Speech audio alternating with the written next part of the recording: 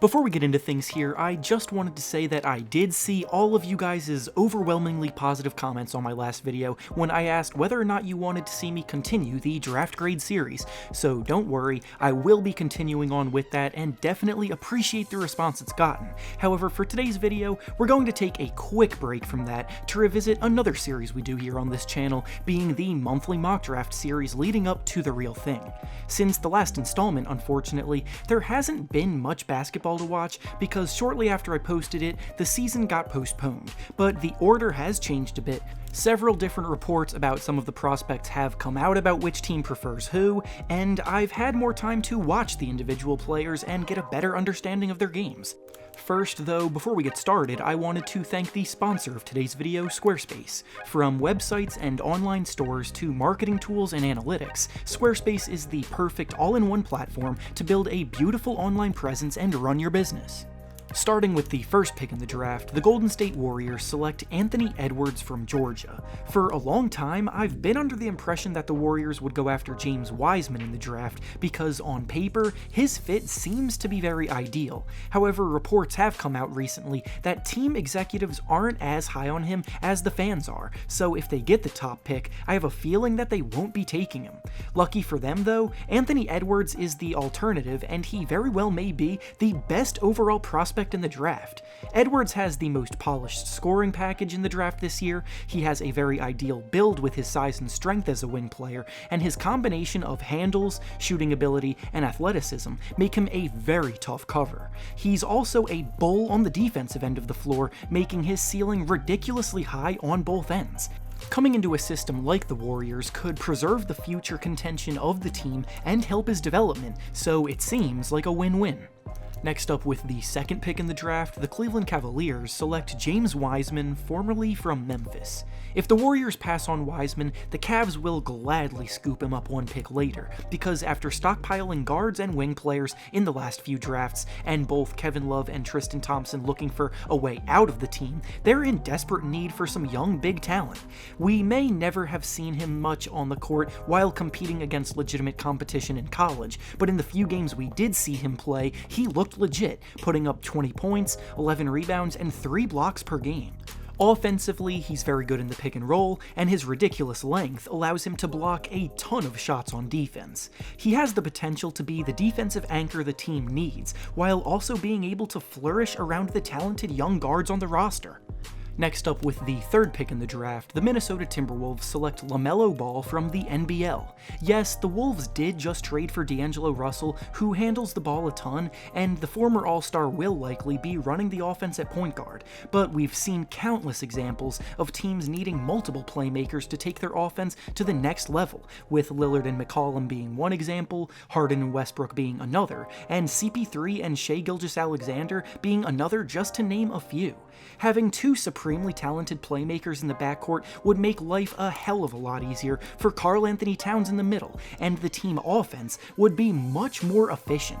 Ball has an innate ability to read the defense and pick out teammates, because as a passer, he's very gifted. Then you add in his silky smooth handles and ability to pull up and shoot from anywhere on the court, and all of a sudden the Wolves have a lethal offense. Up next with the fourth pick in the draft, the Atlanta Hawks select Isaac Okoro from Auburn.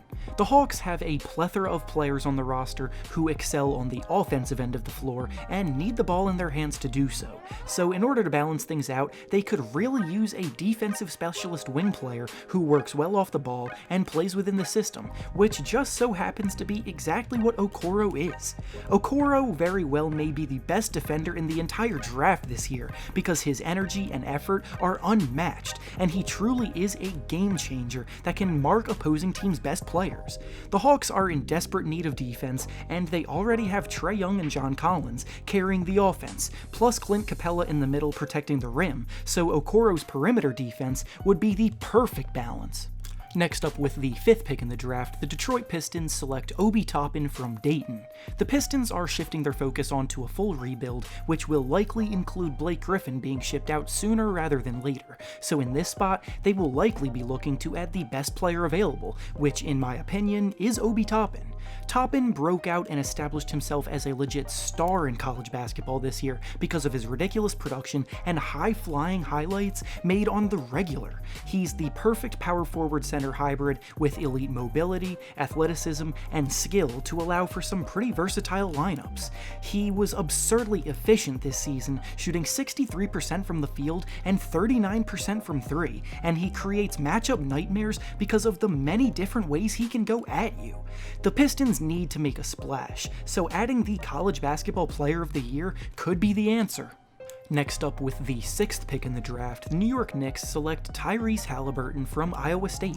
The Knicks have experimented with so many different point guards over the last few years and still have yet to find their guy, but adding Haliburton could finally bring this search to an end.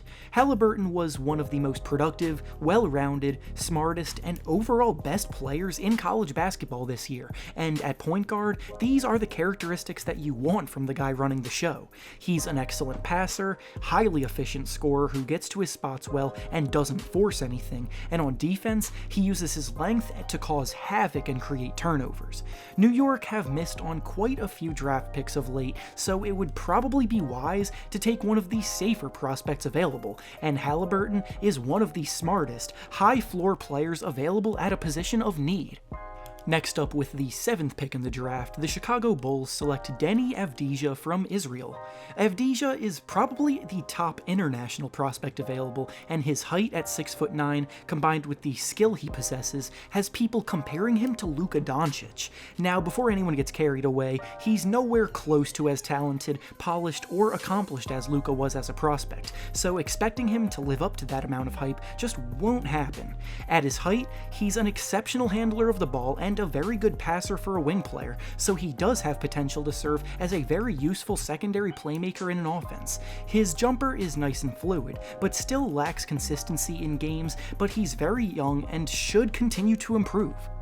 Now that we've reached the halfway point, I wanted to once again thank Squarespace for sponsoring this video. If you don't know who Squarespace are, they're the perfect place for you to solve all of your website building needs. If you're like me and don't know anything about coding or website design, then Squarespace is perfect for you, because they provide template designs for any and all kinds of content types, including pages, galleries, blogs, commerce, calendars, and more. Some of my favorite features of the service include the email campaigns that they offer in order to help bring more traffic to your site, as well as the fully integrated commenting system that supports threaded comments, likes, and replies in order to interact with and hear feedback from your community.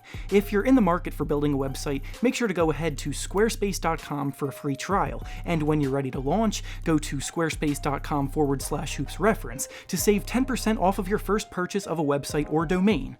The link will be down in the description below, and now with that being said, let's dive back into the second half of this mock draft. Up next, with the 8th pick in the draft, the Charlotte Hornets select Onyeka Okongwu from USC.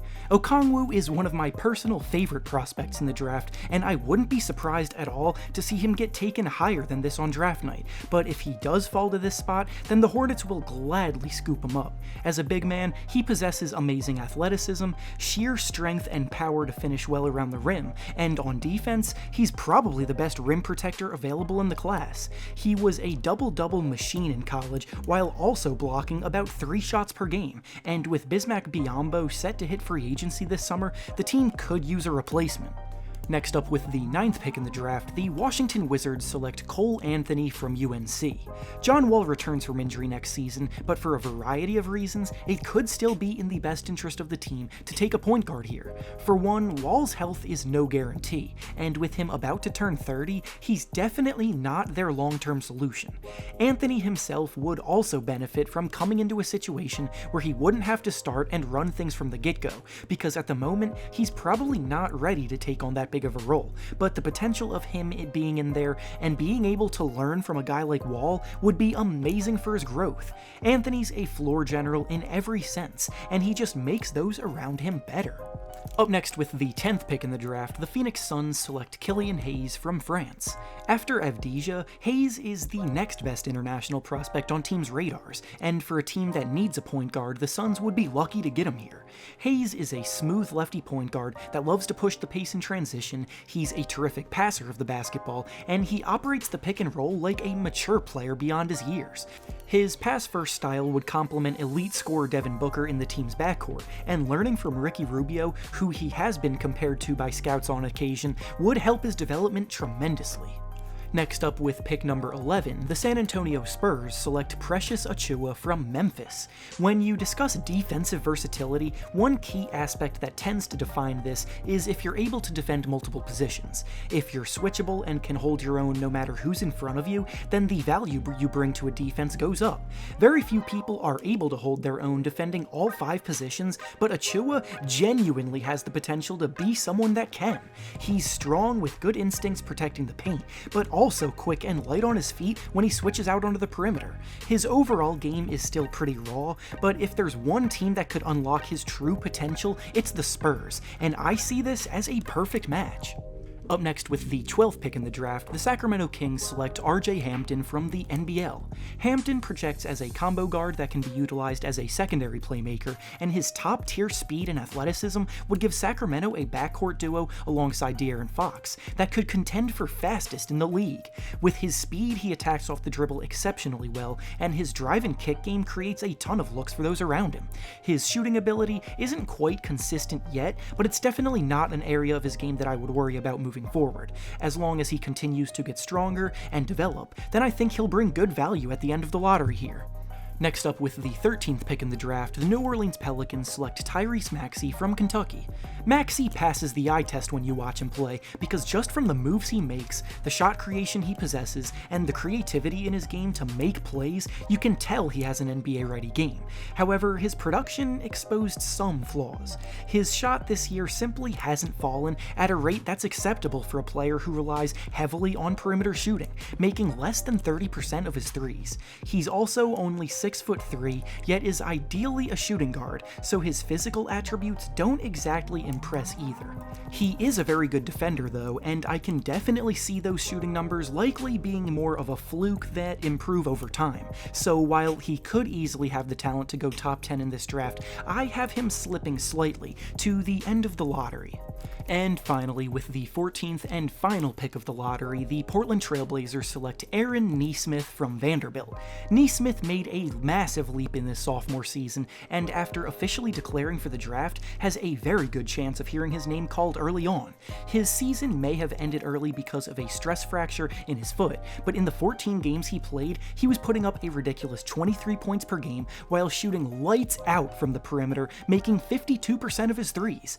The Blazers need wing contributors, and at small forward, Nesmith would provide them with a lights-out shooter to space the floor for Lillard and McCollum, so I really like this fit a lot. And with that being said, that's all I have for you today. Make sure to like the video, subscribe to the channel, and comment down below who you want your favorite team to pick. Thanks for watching, and I'll see you all next time.